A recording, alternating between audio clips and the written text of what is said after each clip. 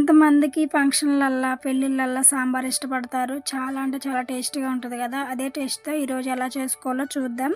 కానీ రోజు తినేదానికంటే 2 ముద్దలు ఎక్కువగానే తింటారు. అంత బాగా కుదిరిద్ది ఇంట్లో అయినా సరే. ఎలా చేసుకోవాలో చూద్దాం. ఫస్ట్ కుక్కర్‌లో కందిపప్పు, అలాగే కొంచెం పసుపు, ఆయిలు, అలాగే సాల్ట్ వేసేసి 3 విజిల్స్ వచ్చిందాక కుక్ చేసుకొని మ్యాష్ చేసి పక్కన పెట్టాలి. పక్కన పెట్టేసిన తర్వాత ఒక కడాయి తీసుకొని దాంట్లో ఆయిలు, జీరా, ఆవాలు, ఎండుమిర్చి, ఇంగువ, అలాగే ఆలు, టమాటా, ములక్కాయ ముక్కలు అన్నీ వేసేసి మంచిగా ఫ్రై చేయాలి. అలాగే కొంచెం అల్లం వెల్లిపాయల పేస్ట్ కూడా యాడ్ చేసి 70% కుక్ అవ్వాలి. అవి బాగా కుక్ అయిన తర్వాత మనం పసుపు, అలాగే కారం తగినంత వేసుకొని చక్కగా కుక్ అవ్వాలి. తర్వాత దాంట్లోకి మనం ముందుగా నానబెట్టుకున్న చింతపండుని, గుజ్జుని దాంట్లో వేసేయాలి. రసాన్ని దాంట్లో అడ్జస్ట్ అయిన తర్వాత వేసుకున్న తర్వాత మనం టేస్ట్ చూసుకోవాలి. తర్వాత మనం ఆల్రెడీ మ్యాష్ చేసి పెట్టిన పప్పును కూడా యాడ్ చేసుకోవాలి. యాడ్ చేసుకున్న తర్వాత అది పొంగి వచ్చేటప్పుడు మనం చక్కగా సాంబార్ పొడి వేసుకోవాలి. ఇంట్లోది బయటది వేసేసుకొని కొత్తిమీర వేసుకుంటే ఎంతో టేస్టీగా ఉండే సాంబార్ రెడీ అయిపోతుంది.